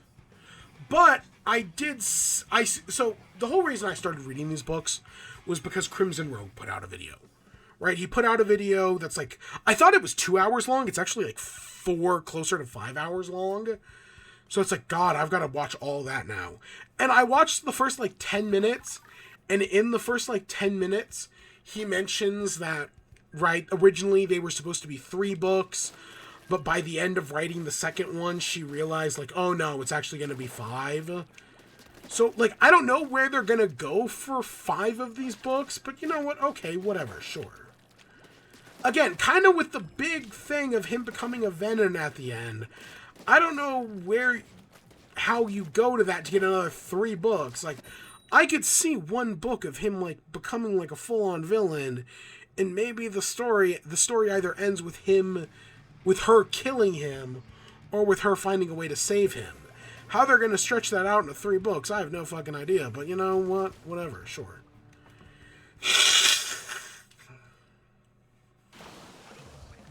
Because again, at the end of the day, this is a romance story. That's what the romance takes precedent over everything else. So yeah, oh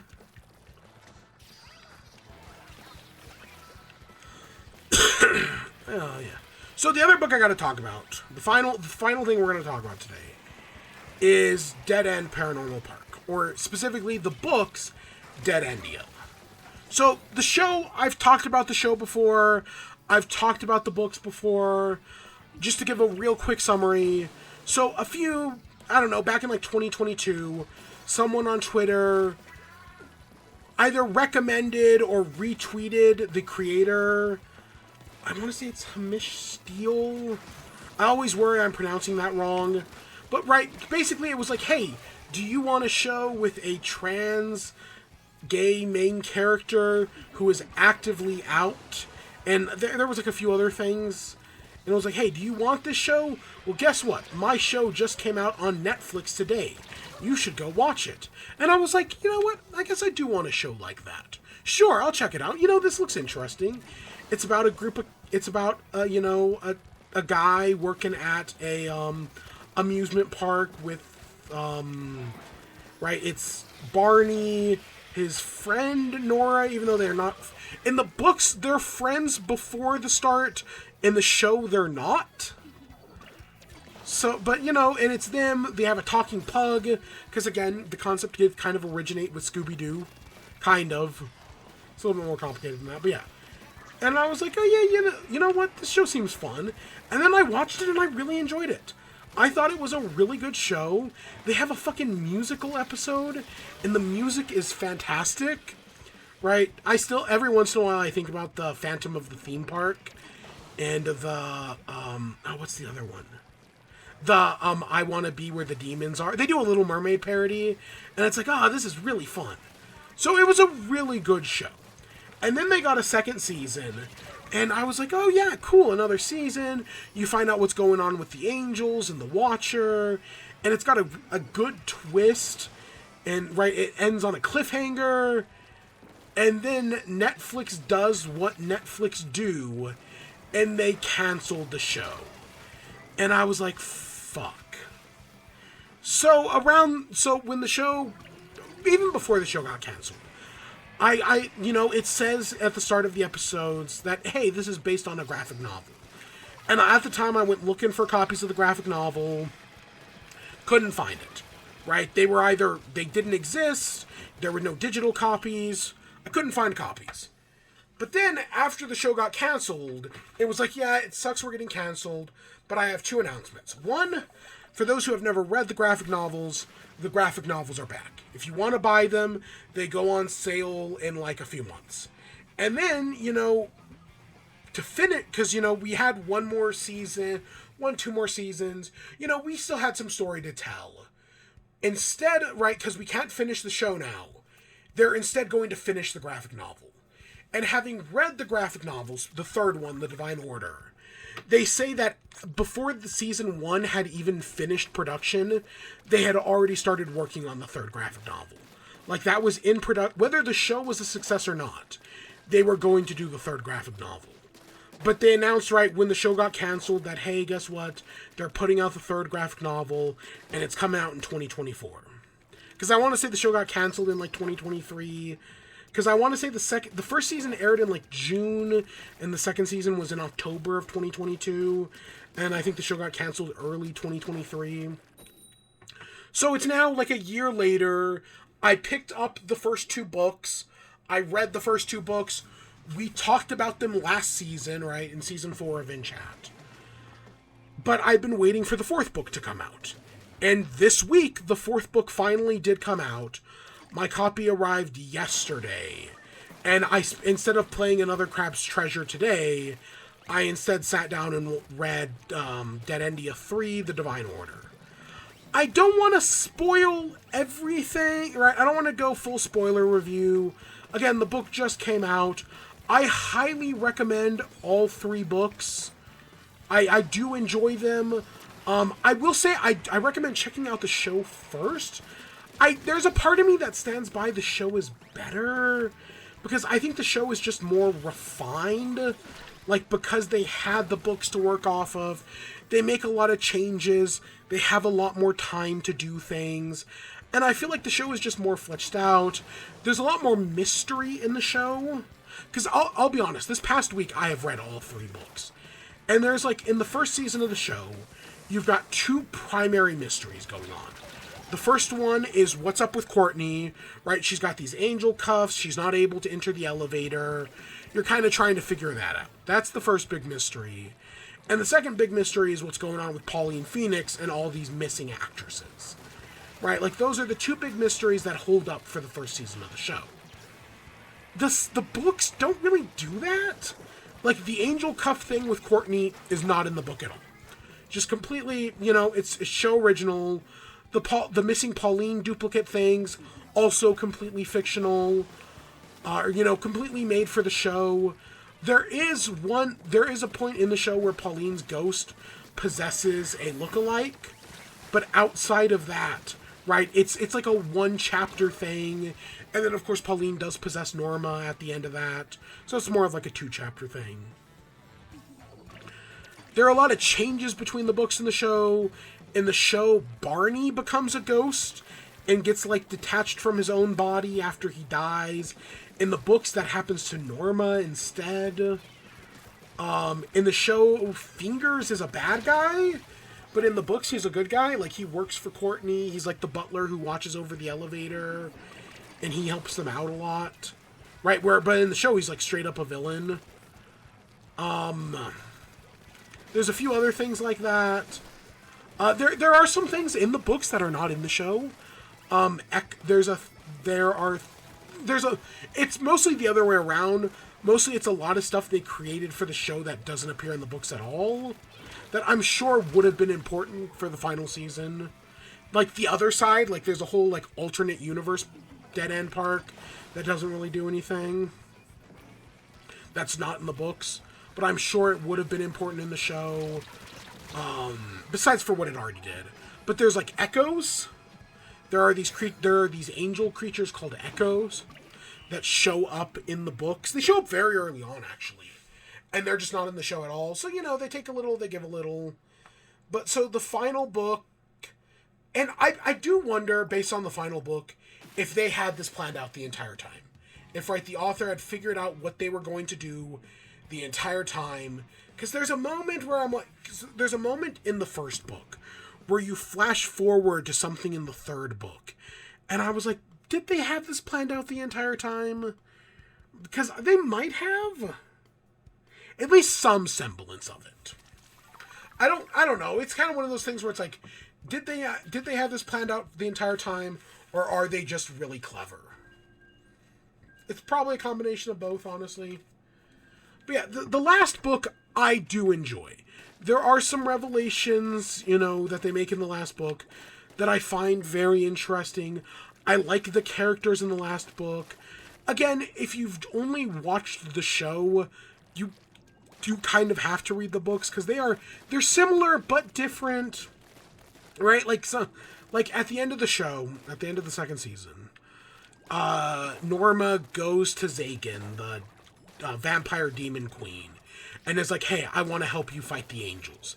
The same thing kind of happens in the book, but it's a little different, right? Like, the setup's a little different. They're instead stuck on Earth. But yeah, and because of that, right, I don't remember if there's this whole thing about, like, whether or not, Barney is cheating on Log with AZ. That's a big thing in the book of, like, Log wondering if he's being cheated on.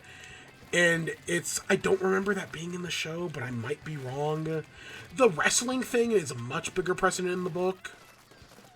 But yeah, so the second book starts off with, so because Norma was a ghost for a while, basically she has to become, like, part demon. She gets bitten by, the vampire demon queen, Zagan. And that allows her to become, like, part demon. Badia, I think it's Badia, is also part demon because she's been using demon magic. There's a really good bit in this book about how she meshes her faith with the fact that, because she's Muslim, but they're fighting angels and demons. So how does she, like, grapple those two concepts? And it's actually, like, a really good moment between her and, I want to say it's Log, where they talk about it. And yeah, I really enjoyed it. Because that was something, you know, they mention in the second book how it's like, oh, well, you're doing magic, but doesn't that kind of go against your religion? And she's like, not how I see it. But in this book, they definitely give a much better explanation. So that really works.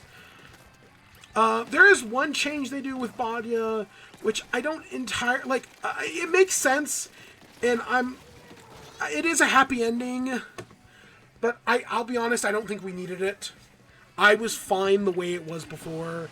I guess I'm spoiled by Miss Marvel, the Miss Marvel comics, which kind of do something similar, but again, it ends differently, so maybe, I guess I was just expecting it to work the same way there as it does here, because that's also with a Muslim character. But no, you know, I guess I'm fine with how it works out. I just didn't think they were gonna do it.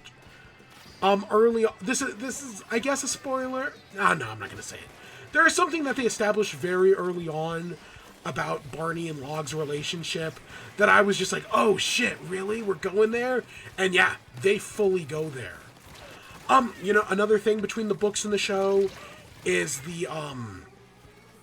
in the books, right, Barney's parents are kind of a big deal, right? Like, you see his parents, you see his brother a few times. And that's in the show. In the books, you don't see Barney's mom until, like, I want to say the end of the second book. You see the brothers, the sleepover thing in the show is also a sleepover thing in the book with the brother. But outside of that, yeah, no, I don't even think you ever see the dad. I don't think so, anyways. So, right, that's a whole thing that I think, makes the show stronger. Because they actually, like, delve into stuff like that.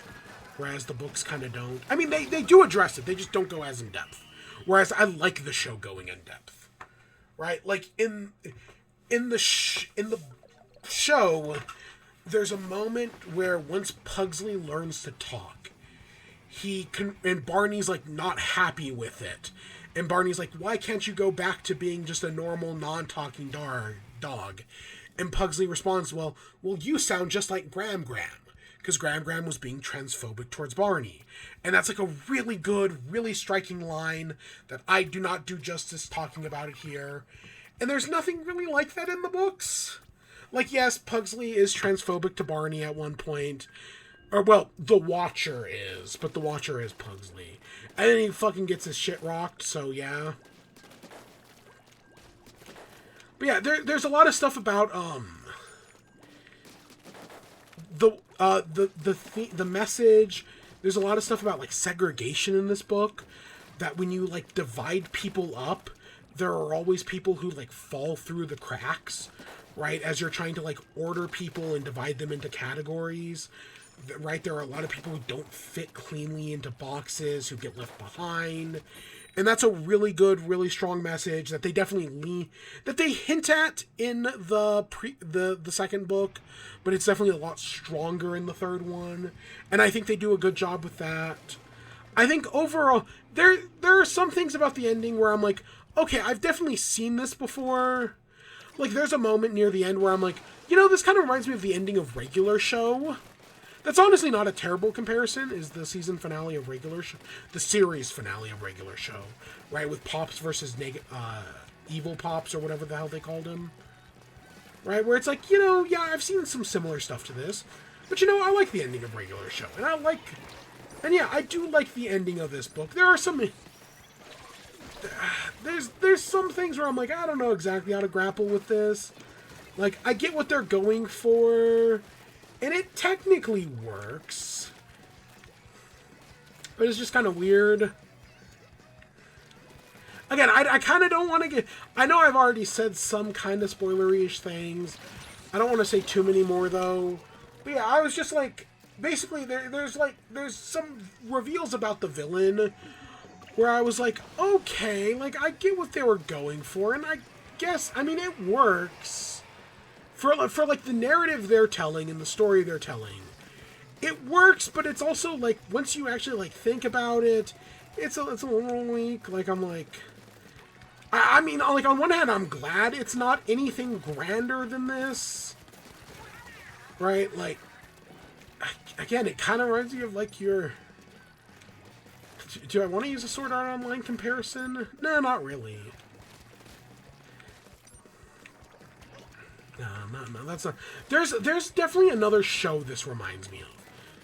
Maybe it's definitely an anime, maybe like The World God Only Knows or something like that, right? Where there's like rewritten realities and whatnot, and it's like it's interesting. Maybe it is The World God Only Knows is what I'm thinking of. Maybe that's it.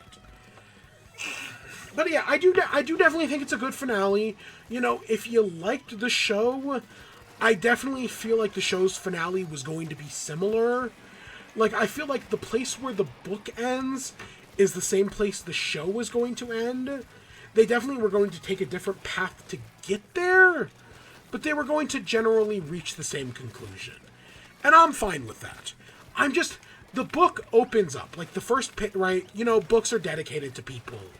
And the book's dedication is, this book is dedicated to anyone who's ever had their favorite TV show canceled. And I was like, yeah, that's a good dedication to start us off at. I do like that. Because, yeah, it's happened to me. I'm just glad the story got an ending. Right? I'm glad because I'm so used to stuff like Symbiotic Titan. Right? Which was a show I loved as a kid. That never got an ending. And that's why I don't watch mecha anime. Because Symbiotic Titan was ruined by Cartoon Network. And it's always one of those things where it's like, you know, maybe it'll come back. Maybe it'll get the Samurai Jack treatment. Maybe it'll get the X-Men treatment. That X-Men show is supposedly really good. Maybe it'll happen. But it also probably never will. But if they came back as like a comic or something, I'd love that.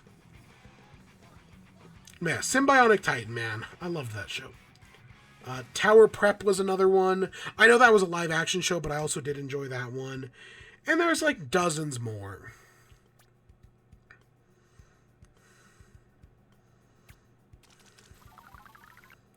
God, Symbiotic Titan. I kind of want to watch that again.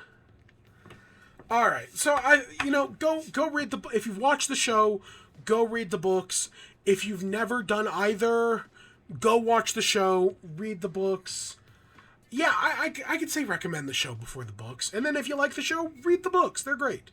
There's 3 of them, and they're all nice, good. Like, I got, like, the hardback editions. They're nice, good-looking hardbacks. Right?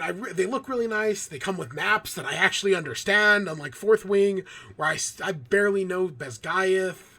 Right? Different planes are interesting. Yeah, there's a lot of good stuff in there. If you like the supernatural, the macabre stuff, right? This is if you had a choice between watching this or the second season of Velma, God, pick this show like 1,000 times over. This is the show that should have gotten made instead of 2 seasons of that fucking garbage that I'm not even going to bother existing after this sentence. What were we talking about? All right, that takes us to the outro. Give me 1 second. Let's get our drink. Oh, boom, a drink ticket. Yay. Yay, drink ticket. So what's coming up in the next week? I don't fucking know. I know I kind of want to do a run of Fallout 4. You know, I'd love to boot it up, do a run around the Commonwealth. You know, shit like that. I have an idea of, hey, let's play Fallout 4, but, you know, fuck the story. Fuck the story. All my homies hate the Fallout 4 story. Because it is bad. The rest of the game is good, though. Elements of it are good. Parts of it. A little bit of it.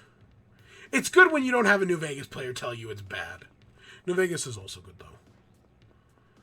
When you don't have a computer, when New Vegas is good when the game doesn't crash every 10 seconds. It's actually not that bad. I feel it got better. It was bad for a while, but it got better.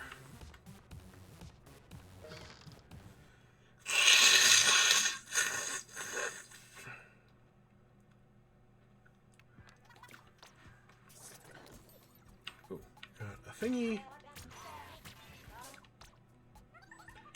And we got a thingy. So we might do a run of Fallout New Vegas, like, or Fallout 4, I mean. I've been thinking about it. I know 76 is also totally a thing we could do, because we've done it before, but I don't think I'll jump back into 76. It's just not really my style. We'll go to the thing later. I have another Crab's Treasure, but that's an off-stream thing. Two of the earliest pieces of streaming advice I was given was never stream a Toby Fox game and never stream a Dark Souls game, or a Souls-like. Right? Those were two pieces of streaming advice I was given. I broke rule number 1 multiple times, actually. Because we did Let's Play Undertale, and we did Let's Play Deltarune. But guess what? I'm not popular, so nobody gave a shit. And while I'm sure I could Let's Play Dark Souls and nobody would give a shit, I'm just not going to. So that's definitely going to be an off-stream thing, but I'm going to talk about it next week.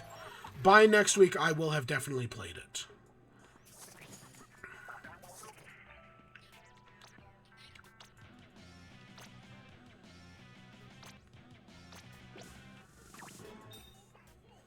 I didn't have Tentamissiles, really? I feel like I have so many cards that it surprises me when I get new ones. So yeah, what else? And I don't think we have anything else. There was a new trailer for Paper Mario. It still looks good. I saw some people complaining that the game's only runs at 30 FPS. And like, who fucking cares? It's a paper RPG. Who fucking cares? You literally only care about the 60 FPS because bigger number equals better. That's it. I doubt it's going to make a difference. Oh, but the timing on the infinite jump. Fuck right off. Oh my God. Again, the Switch is old. Listen, this 7+ year old brick is old. We should have gotten the new one this year. Like, I still kind of think that the only reason we didn't was, one, production. They wanted to make sure there was enough of them to avoid the PS5's problems, and the Switch's problems, and the Wii's problems. And God, Nintendo's just bad at this stuff. But they also wanted to make sure there were games on it, right? Like, if I had to guess, their original plan was, hey, what if we do Metroid Prime 4 as a launch title? And then Nintendo remembered they hated Metroid. So they decided to delay the Switch another 6 months to make sure they got a Mario game out. That's what I would guess. Because they do hate Metroid. Dread it. Run from it. It is inevitable. Nintendo hates Metroid. Nothing has changed. Yeah, so we'll be back with stuff in the coming weeks. I don't know. I'm busy, man. Work is kicking my ass. This week especially. I mean, well, no, these past like 3 weeks. I mean, this week it was just I was sick, so that was like, oh my God, just kill me, just fuck. But like, outside of that, you know, it's just I've been busy.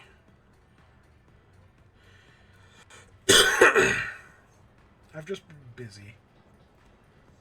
But now I'm gonna go to bed. So yeah, I think that's it. I think that's all we've got to talk about. I can't think of anything else. Go play another Crab's Treasure. I'm sure it's good. I keep seeing pictures of this guillotine made out of a bike lock and a razor blade, and it's just, that's fucking cool. I think I finally captured why I'm so interested in that game, because I was watching an interview with the developers where they said another Crab's Treasure is like if Nintendo made a Soulsborne game. And I think that captures it. You know how like Splatoon is Nintendo's take on a shooter? Another's Crab's Treasure would be along the lines of if Nintendo made a Soulsborne game. That's it. I think that describes why I care so much about this game. Even though I do not like Soulsborne games. But I feel like this is the game that's going to get me into them. Because, again, I hear they're very good. Also, I want to speedrun the game. I wanna beat the game, but then I want to do gun percent, because that's got to be a speedrunning category, gun percent, and that just sounds very fun, right? I want to get the gun. Imagine getting gun percent world record. Doesn't that just sound fun? That sounds fun. But, you know, we'll see. We'll see. So with that, I hope you all enjoyed. Stay tuned for more. Until next time, peace.